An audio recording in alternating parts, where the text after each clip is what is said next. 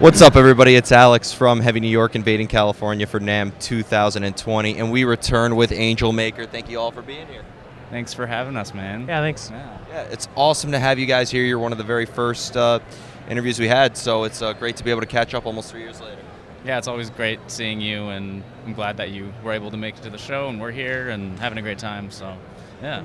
You're well into the record cycle for the self-titled album, and one thing I want to ask is, was there like a specific reason? Because every time I see a band do like a self-titled album, like in the middle of their career, it always signifies sort of like a change or something like that. So was it like a preconceived idea, let's make the self-titled, or did it just kind of happen that way?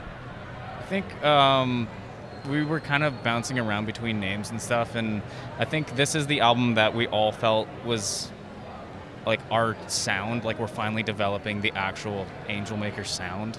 So I think that's kind of why we just wanted to do a self-titled album rather than have a named album, I guess.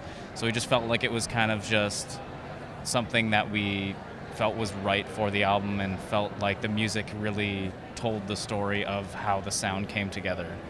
Yeah. I would say it's definitely solidifying the sound, because for Dissentient we were trying new things and kind of shaping our sound more so, at least comparing them to like our EPs.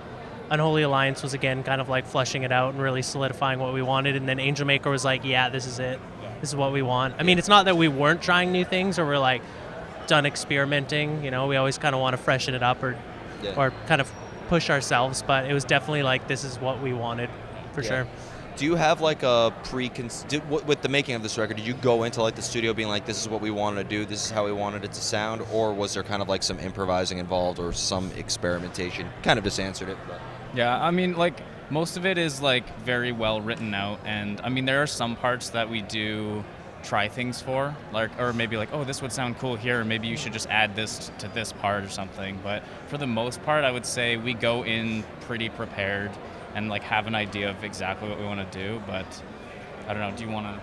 Yeah, well, I was gonna say, when we're demoing things too, maybe it sounds good and we kind of have like a specific idea or goal in mind, and then I don't know, there's a couple times where we're like, this needs more, or we need to change this slightly, and everyone's kind of like molding it as it kind of like gets into that like final form, I guess you could say. And I mean, Jesse was like really kind of like pushing it or trying new things in the studio, at least trying to get it kind of how he wanted, and I was there for that too. And then the vocalists were doing a lot of writing in the studio, trying to make it how they wanted as well. I mean, as somebody who's seen you live, you know, countless times at the Summer Slaughter tour and the Bloodletting tour, I believe it was, back in 2018. You know, it's a completely different experience than simply listening to you with the violence in the crowd and like how crazy it is for you. Is there a similar energy that you put into your live presence as you do when you're recording, or is it a completely separate game altogether? I mean, there's similarities, I would say. It's just we want it to be really energetic on the record, and then when you come and see us live, we want to have that same energy translated to everyone, so they're having a good time and they can see that we're really putting everything into the album, and same as the live performance. We want it to be just like a really high energy kind of, you know, style of music, or like whatever we want to sound like. We want it to just really show in the music and show in the live performance. So I would say, yeah, we try to put time into both and really focus on one at the same, like at the time we're doing like the live performance or the recording, we want to really focus on that at the time. So when we're touring, we really want to make sure that you have a great live experience and remember the show, and not just be like, oh, I just saw this other band and it was cool. Yeah. You definitely make your mark. There was quite a bit of damage at the venue that you guys played at. Yeah, that was pretty crazy. Yeah. When it comes to like getting inspired to write new music, does inspiration come out of nowhere, or do you guys have to like put yourself in a certain element in order for like the ideas to sort of flow? Do you want to answer that one?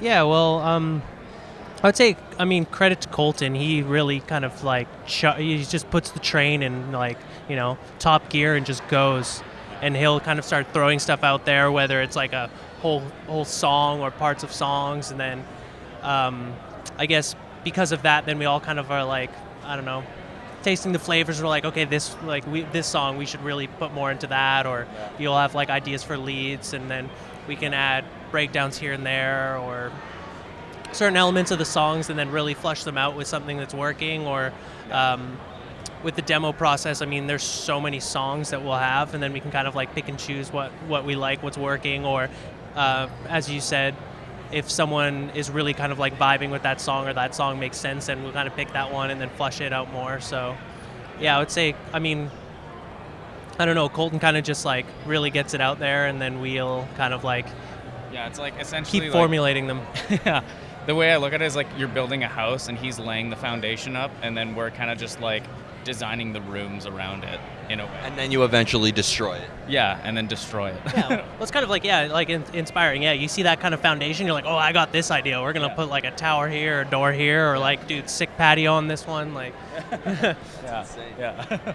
And the final question I wanted to ask you is, let's just do a quick little gear rundown. What is the weapons of choice for Angelmaker, the Angelmaker arsenal?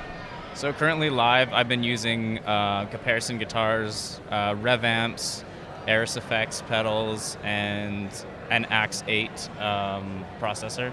And I usually run it through cabs, Black Star cabs, and yeah, I mean, everything's been super solid, never any complaints. The guys at Comparison have always been really nice, so yeah.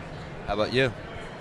so I've kind of been still putting my rig together. I'm looking to make something that's just easy to tour with and travel with. So I've been using Dark Glass because I love their sound and the tone shaping, and you can really adjust it for different rooms, even different tours, just tweaking, and it's just lots of fun, like lots of tone shaping there.